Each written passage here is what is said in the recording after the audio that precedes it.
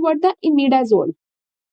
ठीक है, अब इमिडाजोल जो है इसका स्पेक्ट्रम ऑफ एक्टिव, अच्छा इमिडाजोल की बहुत ज्यादा डिफरेंट क्रीम्स अवेलेबल होती हैं। क्लोट्रिमाजोल भी आ जाता है आपके पास आइसोकोनाजोल के नाम से क्रीम आ जाती है, कीटोकोनाजोल आ जाती है। तो there are number of the agent जो कि इस क्लास में जो है वो आपके फॉल करते हैं, और अभी हम सबका यूज देखेंगे। मीकोनाजोल आ जाती है, इसकी आपने डेक्टरिन के नाम से ओरल जेल देखी होगी, डेक्टाकॉर्ट किनिस्टन के नाम से क्रीम्स, वो सबको भी डिस्कस करेंगे। किनिस्टन क्रीम्स क्या, किनिस्टन टैबलेट्स कैसे यूज करनी है, किस कंडीशन में यूज करनी है, किस में नहीं करनी, ईच एंड एवरीथिंग।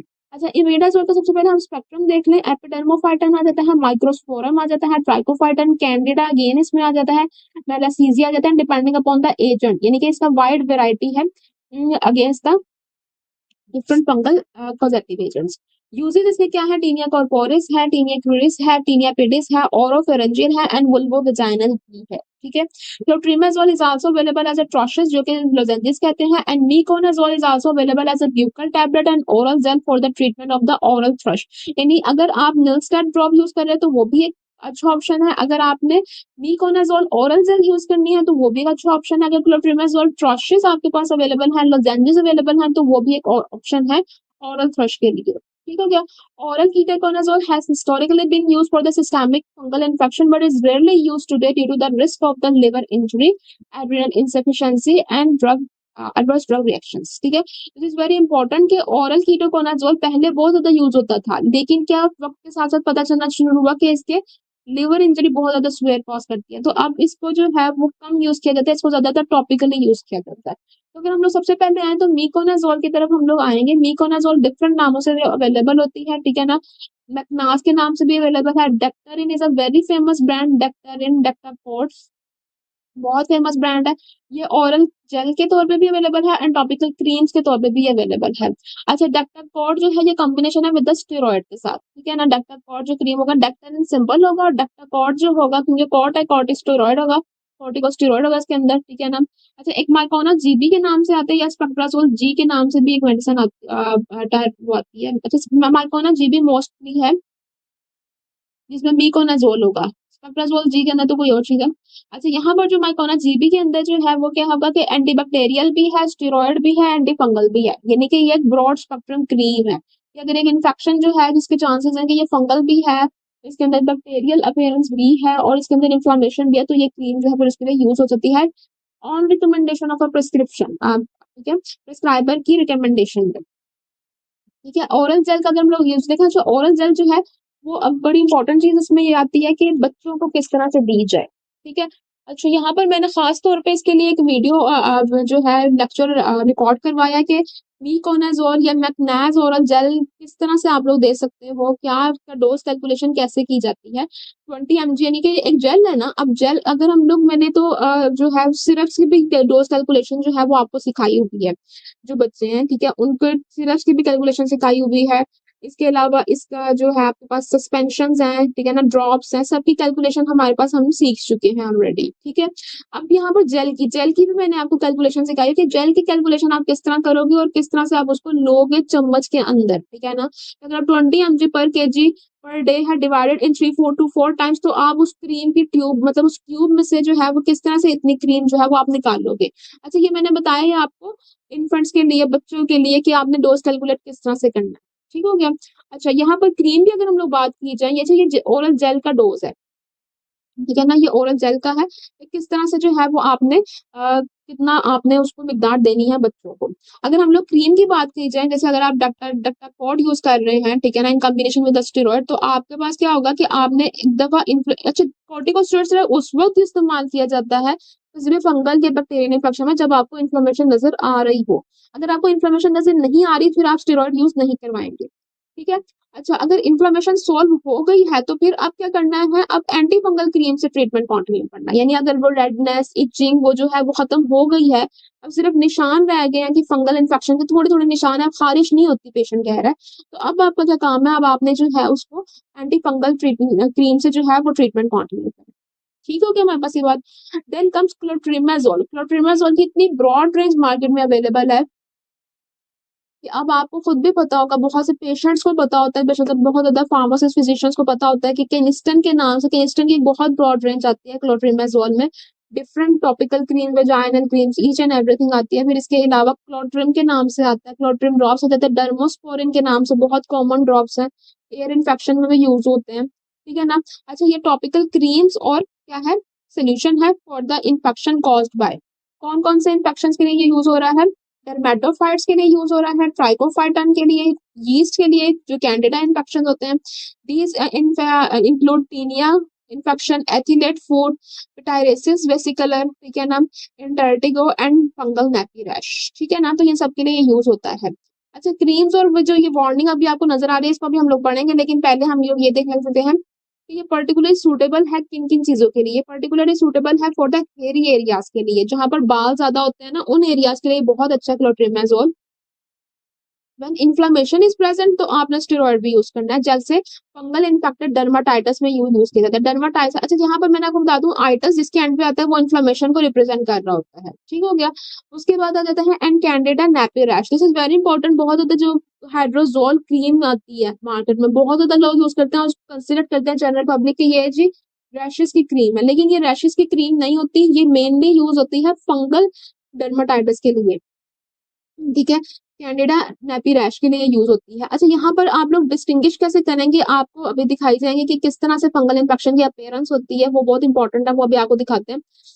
अच्छा, यहाँ पर क्या होता है, जब भी आपके पास कोई भी फैमिली में या आपके पास कोई पेशेंट आता है जो छोटा बच्चा होता है, तो सबसे पहले आप उसको स्टार्ट करवाते हो। अगर आप देख रहे हो, अगर आपको लग रहा है कि ये फर्स्ट स्टेज पे ही फंगल इन्फेक्शन है, तो फिर तो आप उसको जा सकते हो ना इस फंगल की तरफ, वरना जिंक ऑक्साइड क्रीम्स अवेलेबल होती हैं, बहुत माइल्ड होती हैं बच्चों के लिए, आप वो यूज करवाओगे, ठीक है। हाइड्रोजोल कभी भी फर्स्ट लाइन एजेंट नहीं है for the general nappy rash, ठीक है। हाँ, फंगल नेपी रैश हो गया तो फिर वो एक अलग चीज है, ठीक है।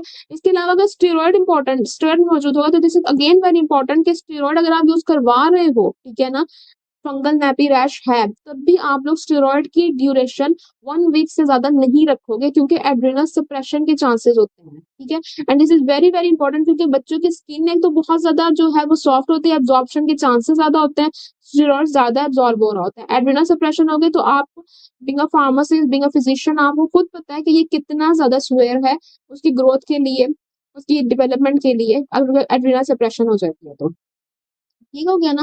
तो ये जब बात आती है कि अगर नेपी रैश है, स्टेरॉइड यूज हो रहा है नेपी रैश के लिए, तो फिर 1 वीक से ज्यादा आप एक्सीड नहीं करोगे, ठीक हो गया। मैं बस ये बात अप्लाई करना होता है जो clotrimazole twice to 3 times a day, ठीक है ना, continue to apply for 2 weeks even after the resolution of infection, this is for the prevention of recurrence, ठीक है ना, ताकि दोबारा से फंगल इन्फेक्शन ना हो। जिनका मैंने आपको बताया कि वो क्रीम्स या मेडिसिन यूज करते हैं, उनको दोबारा से हो जाता है छोड़ने के बाद, वो क्यों होता है, क्योंकि वो एजेंट अभी तक इरेडिकेट नहीं हुआ होता। तो this is what the solution is, continue to apply for 2 weeks even after the resolution of infection, ठीक है। Do not apply under the occlusive dressing, यानी इसकी क्रीम ऑक्लूसिव ड्रेसिंग के अंदर नहीं लगानी। And non occlusive clothing should be worn, बहुत tight कपड़े ना पहने, बहुत ज्यादा जो होता है ना, ऊपर स्वेटर भी पहन लिया, ये भी पहने, वो भी पहन लिया, हीटर के आगे बैठ के जाके, ये चीजें थोड़ी सी अवॉइड करनी है अगर सर्दियों में अगर आप लोग इसको यूज कर रहे हैं, क्योंकि नमी जो है वो आ जाती है आपकी बॉडी में, जहां पर आपके बहुत ज्यादा जो है ना फोल्ड होते हैं, बॉडी फोल्ड्स में बहुत ज्यादा ये फंगल इन्फेक्शन डेवलप होते हैं। Steroid should not be use in the case of impaired circulation, अगर बॉडी में कहीं पर भी इम्पेयर्ड सर्कुलेशन है तो स्टेरॉइड यूज नहीं करना वहां पर, ठीक हो गया। उसके बाद आ जाता है हमारे पास, अगर हम लोग फंगल एंटी फंगल क्रीम्स की बात करें, ठीक है, तो सबसे पहले क्रीम्स किसके लिए अवेलेबल है, creams indicated for the vulvovaginal symptoms के लिए, जैसे इचिंग बहुत ज्यादा हो रही है वुल्वो वेजाइनल एरियाज में, यूजुअली वो ऐसा होता है, बहुत ज्यादा कंडीशन होती है, यूजुअली डायबिटिक पेशेंट में ऐसा होता है कि उनको फंगल इन्फेक्शन डेवलप हो जाता है, ठीक है ना। तो वुल्वो वेजाइनल के इन्फेक्शन के लिए जैसे इचिंग हो रही है, बर्निंग जलन होने लग गई है उस एरिया में, रेडनेस हो गई है, स्वेलिंग हो गई है, सोरनेस हो गई है, तब क्रीम्स इस्तेमाल होती है वेजाइनल क्रीम्स, ठीक है ना। अगर लेबिला लेबिया लेबिया या फिर एडजेसेंट एरिया भी वेजाइना के साथ साथ अफेक्टेड है, यानी कि जो इर्द गिर्द का एरिया है वेजाइना का वो भी अफेक्टेड है, तो साइमल्टेनियसली आप लोकल क्रीम या एक्सटर्नल क्रीम्स भी यूज कर सकते हैं अलोंग विद द इंट्रावेजाइनल क्रीम, यानी वेजाइनल क्रीम्स अलग होती हैं और टॉपिकल एक्सटर्नल क्रीम्स अलग होती हैं, ठीक है ना। समटाइम्स परमिसेबल है कि अगर आप अफोर्ड नहीं कर सकते या चांसेस अवेलेबिलिटी नहीं है, तो वेजाइनल क्रीम्स भी आप साइड के एरियाज पे लेबिया और जो एडजेसेंट एरियाज हैं वेजाइना के, आप उधर अप्लाई कर सकते हो, ठीक हो गया ना। उसके बाद आ जाती है tablet, tablet should be inserted as deeply as possible in the evening before going to the bed and need moisture to be dissolved so that so be inserted deeply. ठीक है। अच्छा, यहाँ पर क्या बात हो रही है कि टैबलेट जो है जब आपने इंसर्ट करनी है तो आप देख सकते होंगे स्क्रीन पे भी इसके साथ एप्लीकेटर्स आते हैं। ठीक है। उस एप्लीकेटर्स को आप इंजेक्शन की तरफ पीछे की तरफ पुल करेंगे। ठीक है। और टैबलेट जो है वो आप अंदर इंसर्ट करोगे और इसी तरह से आपने वजाइना एरिया में डालना और टैबलेट आहिस्ता आहिस्ता, जैसे इंजेक्शन आप वो करते हो, प्रेस करते हो, उस तरह आप करोगे, वो टैबलेट जो है वो इंसर्ट हो जाएगी। अब यहाँ पर क्या कहा जा रहा है, यहाँ पर कहा जा रहा है कि आपने डीपली इंसर्ट करना है ताकि मॉइस्चर, क्योंकि वजाइना के अंदर मॉइस्चर होगा। ठीक है। वो मॉइस्चर की वजह से क्या होगा, वो मेल्ट होगी। अगर मॉइस्चर की वजह से वो मेल्ट नहीं होती है, ठीक है ना, आपने डीपली इंसर्ट किया, वो नहीं मेल्ट हो रही है, तो वो क्रम्बल हो जाएगी, वो ऑब्वियसली निकल जाएगी। तो फिर क्या उसका ऑप्शन है अल्टरनेटिव कि आप क्रीम यूज कर लो। ठीक है। अच्छा, क्रीम्स के भी एप्लीकेटर्स आते हैं। ठीक है ना। यूजुअली कुछ कैसी क्रीम होते हैं, जैसे कैनिस्टन क्रीम है, वेजाइनल क्रीम, वो वन टाइम सिंगल एप्लीकेशन है, छोटी सी क्रीम है और उसके साथ एक ही एप्लीकेटर आता है। लेकिन अगर हम लोग मिकोनाजोल की क्रीम देखें, वेजाइनल क्रीम, तो इसके साथ काफी ज्यादा एप्लीकेटर्स आते हैं। ठीक है ना। तो ईच टाइम ईच एप्लीकेशन के लिए आपने डिफरेंट एप्लीकेटर जो है वो यूज करना होता है। ठीक हो गया। अब उसे कुछ कॉन्ट्रा इंडिकेशंस हैं, वेजाइनल क्रीम और वेजाइनल टैबलेट की कुछ कॉन्ट्रा इंडिकेशंस है, और वो क्या कॉन्ट्रा इंडिकेशंस है वो हम लोग देख लेते हैं। स्पेशल वार्निंग नंबर 1, क्रीम या टैबलेट आपने पीरियड्स में यूज नहीं करना होता। ठीक है। आपके पास जो एप्लीकेटर अवेलेबल होता है वो आपने प्रेगनेंसी में यूज नहीं करना, उसको इंसर्ट करना है टैबलेट को, जो भी होगी आपके पास क्रीम वगैरह, उसको आप कोशिश करें इंसर्ट करें विदाउट एप्लीकेटर के बगैर ही आप इंसर्ट करें। अगर पेशेंट का टेम्परेचर हाई है, लोअर बैक पेन है, ठीक है, इसके अलावा फाउल स्मेलिंग वेजाइनल डिस्चार्ज है, ठीक है, जो कि यूजुअली साइन होता है आपके बैक्टीरियल इन्फेक्शन का। ठीक है ना, बैक्टीरियल फंगल इन्फेक्शन का, वेजाइनल हेमरेज है, न्यूजिया है, ये शोल्डर पेन है, तो उस टाइम पे आप ये चीजें यूज नहीं करेंगे। ठीक है ना। डू नॉट यूज टैम्पन्स, आप टैम्पन्स यूज नहीं कर सकते। ठीक है। इंट्रावेनस वेजाइनल डॉसेज यूज नहीं कर सकते, स्पर्मासाइड यूज नहीं कर सकते जब आप ये प्रोडक्ट्स यूज कर रहे हो। ठीक है। उसके बाद अवॉइड करना है वेजाइनल इंटरकोर्स को अवॉइड करें। The partner should also undergo the treatment in the case of the symptom like प्रोराइटिस and inflammation, अगर हो तो पार्टनर को भी आपने सेम जो ट्रीटमेंट है वो यूज करवाना है, जो भी आपको obviously it will not be only comprises of antifungal creams, it must also comprise of sometimes many medicines, oral medicines, तो आपने वो oral medicines जो है वो भी यूज करवानी है अपने पार्टनर। ठीक है। तो this is all about clotrimazole, क्योंकि क्लोट्रिमाजोल की बहुत ब्रॉड रेंज थी तो हमने वो सारा कुछ कवर करना था, ईच एंड एवरीथिंग टॉपिकल की हमने बात कर ली। ठीक है। इसके अलावा हमने बात कर ली आपको वेजाइनल क्रीम्स की, वेजाइनल टैबलेट्स की, सिर्फ की बात होगी। Then comes ketoconazole. ठीक है। आज के लेक्चर में हम लोग जो है वो की भी ब्रॉड स्पेक्ट्रम है, ये सारी इसकी रेंज लिखी हुई है, Trichophyton, epidermo Trichophyton, floccosum, Microsporum and against yeast. अच्छा, अगर आप लोग इसको स्टेरॉइड के साथ इस्तेमाल कर रहे हो ना, तो स्टेरॉइड के साथ थोड़ा सा आपको गैप देना पड़ेगा, कोई भी स्टेरॉइडल क्रीम्स आप यूज कर रहे हो तो। ठीक है। इरिटेशन में अगर आफ्टर द स्टेरॉइडल यूज, तो द स्टेरॉइड को मॉर्निंग में यूज करो और कीटोकोनाजोल को इवनिंग में यूज करो एंड स्लोली विड्रॉ करो it over a period of 2 to 3 weeks। ठीक हो गया ना। मतलब स्टेरॉइड को आपने एकदम से नहीं छुड़वाना, 2 to 3 weeks के पीरियड में आपने उसको स्लोली विड्रॉ करवाना है। In the case of potent steroid it must be replace with, पहले माइल्ड स्टेरॉइड से रिप्लेस करवाओ और फिर आहिस्ता आहिस्ता जो है वो इसको कंप्लीटली जो है वो टैपर ऑफ करवाना है। ठीक हो गया। अब ये जो कीटोकोनाजोल है ना, ये लोशन में अवेलेबल है, बहुत कॉमन इसका ब्रांड है, कोनाज लोशन के नाम से ही आता है, कोनाज क्रीम के नाम से भी आता है, कीटोवॉल टैबलेट भी इसकी आती है। ठीक है ना। लेकिन टैबलेट के बारे में हमने देखा कि उसके साइड इफेक्ट ज्यादा है, तो ये यूजुअली टॉपिकली ही अप्लाई होती है। लोशन बेस्ड शैम्पूज अवेलेबल है, कोनास जो है वो लोशन बेस्ड शैम्पू है।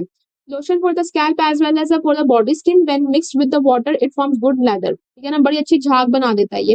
और ये किस कंडीशन में यूज होता है, डैंड्रफ के लिए और डर्माटाइटिस, सिबोरिक डर्माटाइटिस में ये बहुत ज्यादा कॉमनली यूज होता है। डैंड्रफ एंड सिबोरिक डर्माटाइटिस के लिए ट्वाइस अ डे यूज करना चाहिए, और अगर ये ठीक हो जाए तो उसके बाद भी 4 to 6 वीक यूज करना है। पिटाइरेसिस वेसिकुलर, जो आपकी बॉडी पे व्हाइट कलर के जो है वो पैचेस डेवलप हो जाते हैं, ठीक है, आप स्क्रीन पे देख भी रहे होंगे, वंस डेली यूज करना है फॉर 5 to 7 days के लिए। ठीक है। अब इसका तरीका क्या है, मैंने आपको बताया कि हर चीज का एक तरीका बताया जाएगा, जैसे आपको ये बताया गया कि टैबलेट कैसे इंसर्ट करनी है, एप्लीकेटर के अनुसार होगा, कैसे आपने जो है किस कंडीशन में एप्लीकेटर यूज करने हैं, किस में नहीं करना, हर चीज बताई जा रही है। स्टार ड्रॉप्स के बारे में बताया गया है आपको। ठीक है ना। फिर मीकोनाजोल और जेल की कैलकुलेशन का मैंने आपको बता दिया कि वो किस तरह से कैलकुलेट करना है, वो आप लोग देख सकते हैं, वीडियो मेरे चैनल पे अपलोडेड है ऑलरेडी। अच्छा, यहाँ पर क्या है, कोनास शैम्पू का आपने सबसे पहले बालों को गीला करना है। ठीक हो गया ना। कोनास शैम्पू किस तरह से यूज करना है, बालों को गीला करना है, अच्छी तरह से जो है वो स्कैल्प पे अप्लाई करना है कोनास शैम्पू को, उसकी अच्छी तरह से झाग बनानी है, 3 से 5 मिनट तक लगा रहने देना है और उसके बाद आपने इसको धोना है। जरूरत के मुताबिक आप इसको दोबारा भी यूज करेंगे और उसके बाद आपने इसको ड्राई कर लेना बालों को, ठीक है ना, नॉर्मल या फिर एयर ड्राई के लिए छोड़ देना, लाइक अगर आप ड्राई यूज करते हैं वो आपकी अपनी चॉइस है, ठीक हो गया ना। अच्छा, यहाँ पर आ जाता है the following non prescription treatment and self care tips जो है वो हेल्प कर सकता है सेबोरिक डर्माटाइटिस के लिए, ठीक है ना। अच्छा, ये हम लोग पढ़ेंगे, लेकिन पहले हम देख सकते हैं कि इंडिकेशन कीटोकोनाजोल की और कौन सी है। एक तो हमने देख लिया डैंड्रफ है, एक आ गया डर्माटाइटिस। इसके अलावा आ जाता है हमारे पास, अच्छा इसकी निशानी क्या है हमारे पास, flaking and itching and scaling associated with the dandruff, उसके लिए भी यूज होता है, ठीक है ना। Tinea pityriasis and tinea versicolor के लिए भी यूज होता है। अच्छा, यहाँ पे आप देख सकते हैं कि ये फेस पे हुआ वैसे बोरो डर्माटाइटिस, ठीक है ना। और यहाँ पर ये स्कैल्प की है, ठीक है ना, ये स्कैल्प की है और ये आपके पास फेस आ जाता है। यहाँ पर आप देखें रेडनेस भी है और डैंड्रफ भी नजर आ रहा है आपको, ठीक हो गया ना, इस पिक्चर में अगर हम लोग देखें तो। अच्छा, यहाँ पर क्या है, अगर हम लोग देखें कि यहाँ पर टिप्स क्या हैं कि सेबोरिक डर्माटाइटिस को प्रिवेंट किस क्या किया जा सकता है, ठीक है ना। तो वो हम लोग देखते हैं कि नंबर 1 क्या है, soften and remove scurf from your hair, ठीक है ना। ये कैसे हम लोग कह सकते हैं कि स्केल्स, अच्छा यहाँ पर आप लोग देखोगे कि यहाँ पर काफी ज्यादा ना स्केल्स पड़े हुए हैं, ठीक हो गया ना। इस पिक्चर में अगर हम लोग देखें तो काफी ज्यादा स्केल्स से हुए हुए हैं, रेडनेस हुई हुई है, पैचेस बने हुए हैं। तो इसके लिए क्या करना है, सबसे पहले आपने अप्लाई करना है मिनरल ऑयल, कोकोनट ऑयल या ऑलिव ऑयल, ठीक है ना। उसको सॉफ्ट करना है और फिर उसको रिमूव कर देना है, उसको 1 से 3 घंटे के अंदर छोड़ो इस ऑयल को, ठीक है ना। फिर अच्छी तरह से ब्रश करो और फिर उसको वॉश कर लो। इससे क्या होगा कि जो आपके जो हार्ड स्कैल्प बने, वो स्केल्स बने होंगे ना स्कैल्प के ऊपर, वो रिमूव हो जाएंगे। फिर इसके अलावा वार्म वाटर यूज करो, हॉट नहीं, गर्म नहीं, नीम गर्म, ठीक है, ल्यूक वार्म वाटर आप कह सकते हो, यूज करो। और जेंटल सॉप या नॉन सॉप जो है वो क्लेंजर यूज करना है, अच्छी तरह धोना है, पैड ड्राई करना है, अप्लाई करना है moisturiser while your skin is still damp, ठीक है ना। यानी अगर आपके फेस पे अगर इस तरह से कोई है तो आप लोग इस तरह से जो है वो उसको प्रिवेंट कर सकते हो, ठीक है ना, कंट्रोल कर सकते हो। यानी कि आपने क्या करना है, नीम गर्म पानी, लाइक गर्म ना हो, इतना हो कि आपसे बर्दाश्त हो जाए, ठीक है ना, हल्का सा जो है ना गुनगुना सा पानी जो सुखा जाता है वो यूज करना है। कोई भी क्लिंजर नॉन सॉप यूज करेंगे क्लिंजर तो वो ज्यादा बेहतर है, उसको यूज करना है, अच्छी तरह से वॉश कर लेना है, फिर एक अच्छा मॉइस्चराइजर अप्लाई करना है जब आपकी स्किन डैम्प ही हो। अच्छा, ये बड़ी इंपॉर्टेंट टिप होती है कि जब आपने स्किन आपकी थोड़ी थोड़ी ड्राई हो, थोड़ी थोड़ी वेट हो ना, यानी पैड ड्राई किया हो आपने, तो उसमें क्या होता है, चांसेस होते हैं कि आपके जो मॉइस्चराइजर है उसकी एब्जॉर्प्शन ज्यादा अच्छी हो सकती है मॉइस्चराइजर की। लेकिन अगर आप एंटी एक्ने क्रीम्स यूज कर रहे हो ना, तो फिर आप ये नहीं ट्रीटमेंट यूज करते हो, ये कितनी अप्लाई करोगे, क्योंकि फिर उनकी एब्जॉर्प्शन ज्यादा हो जाती है और वो इरिटेशन ज्यादा कॉज करते हैं, ठीक हो गया। इसके अलावा अप्लाई मेडिकेटेड क्रीम, ठीक है ना, this is very important. First try a mild steroid, अगर आप मतलब अगर आप पेशेंट को दे रहे हो तो अगर इन्फ्लेमेशन है, ठीक है, आप तो माइल्ड स्टेरॉइड की तरफ जाओ, ठीक है ना। किसी क्रीम की तरफ, माइल्ड स्टेरॉइड क्रीम की तरफ चले जाओ, फॉर्म की तरफ, ऑइंटमेंट या ऑयल की तरफ, ठीक है ना। ये आपके पास एक ऑयल भी है, ठीक है ना। उसके बाद on the factor area keep it away from the eyes, से हमें बचा के रखना है। If that does not work try an anti fungal cream, ठीक है ना, एंटी फंगल क्रीम की तरफ आप जाएं। फिर do not use styling product ना यूज करें, हेयर स्प्रेज हेयर जेल्स को आप अवॉइड करें जब आप उस कंडीशन को ट्रीट कर रहे हो। अपनी स्किन को और हेयर को ऐसे प्रोडक्ट से बचाएं जिनके अंदर अल्कोहल होता है, क्योंकि अल्कोहल जो है वो फ्लेयर अप कर देता है, खराब कर देता है ऐसे कंडीशन को। If you have beard mustaches shampoo facial hair regularly, ठीक है, अगर आपके बियर्ड में है, कुछ लोगों को बियर्ड में फंगल वो इससे डर्माटाइटिस हुआ होता है, दिस इज वेरी इंपॉर्टेंट। तो डेली बेसिस पे जो है वो शैम्पू यूज करें, बेशक वो कॉनास शैम्पू यूज कर लें। Dermatitis can be worsen under mustaches, मूंछों के अंदर बहुत ज्यादा ये वर्सन हो जाता है, बियर्ड में बहुत इंपॉर्टेंट बहुत वर्सन हो जाता है। तो शैम्पू करो with 1% ketoconazole daily until your symptoms improve, ठीक है ना। सिम्टम जब तक इम्प्रूव नहीं होते तब तक डेली बेसिस पे यूज करो, ठीक है ना, क्योंकि ये क्या होते हैं, फंगल ग्रोथ को जो है वो रोक रहे होते हैं।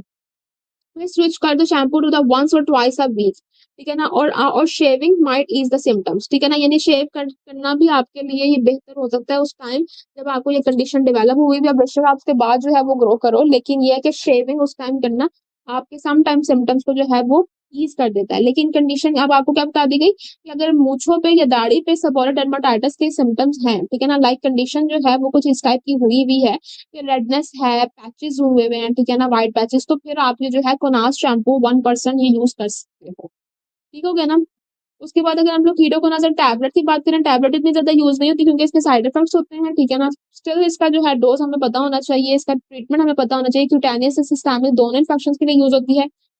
200 to 400 milligram daily for 1 week to 6 month तक यूज होता है डिपेंडिंग अपॉन द कंडीशन।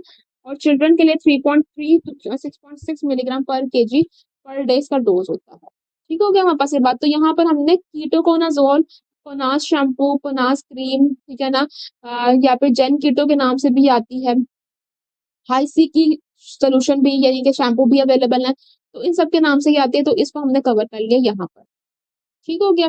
उसके बाद अगर आईलिड, यहाँ पर ये बड़ी इंपॉर्टेंट 2-3 पॉइंट्स रह गए कि अगर आईलिड्स पे भी बाजुकात वो होता है ना कि बच्चों की भी समटाइम डेवलप हुआ होता है सेबोरिक डर्माटाइटिस की वजह से, रेड वो पैचेस वगैरह, ठीक है ना, और फ्लेकिंग डैंड्रफ फील हो रहा होता है, ठीक है ना, तो क्या करना है, if your eyelids are inflamed और scaly, wash them each night.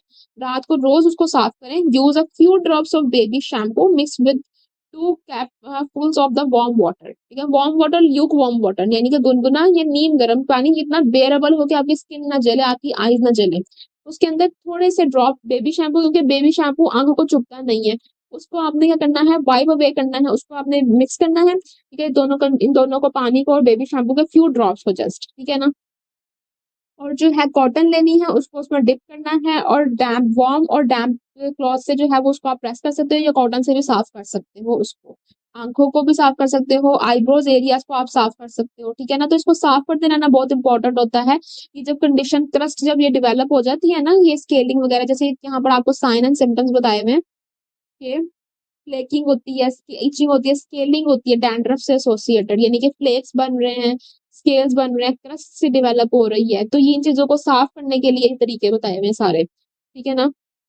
उसके अलावा आपने बेबी की स्कैल्प, अगर बेबी में ये डेवलप हुआ हुआ है, तो if you infant has a mild cradle cap अगर उसको है, यानी कि यही इन्फेक्शन है, wash the scalp with the mild baby shampoo से इसको रोज साफ करें, जेंटली लूज कर दें स्केल्स को विद द क्लॉथ और एन इन्फेंट हेयर ब्रश करें before rinsing out the shampoo, यानी कि शैम्पू निकालने से पहले जो है ना थोड़ा सा उसको कॉम्ब कर ले, ताकि जो उसके स्केल डेवलप हुए हैं ना वो क्या होता है, वो क्रस्ट ऑफ हो जाए, ठीक है ना, वो निकल जाए, वो रिमूव हो जाए।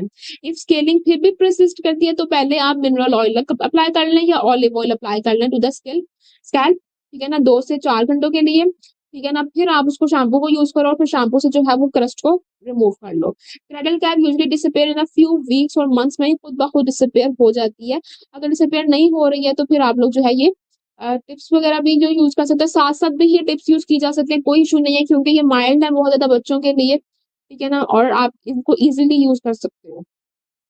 ठीक हो गई हमारे पास ये बात यहाँ पर, तो ये यहाँ पर कंप्लीट हुए कि कैसे आप लोग जो है सेबोरिक डर्माटाइटिस को जो है वो प्रिवेंट कर सकते हैं। सेल्फ केयर टिप्स हैं ये प्रिवेंशन के लिए, कि इस हालत तक पहुंचने से पहले या इस हालत तक पहुंचने से पहले अगर थोड़ी थोड़ी कंडीशन है तो आप लोग किस तरह से उसको ट्रीट कर सकते हो। ऑब्वियसली मेडिकेटेड क्रीम्स, मेडिकेटेड वो creams and agents, medicine are available, ठीक है ना, लेकिन ये क्या टिप्स हैं कि आप कैसे अपनी लाइफ को जो है वो बेहतर क्वालिटी ऑफ लाइफ को for the time being improve कर सकते हो। ठीक है, उसके बाद आइसोकोनाजोल क्रीम आ जाती है, ये बहुत ज्यादा कॉमन है, ट्रैवोकॉल ट्रैवोजेन के नाम से, ठीक हो गया ना, ये for the topical fungal infection के लिए यूज होती है।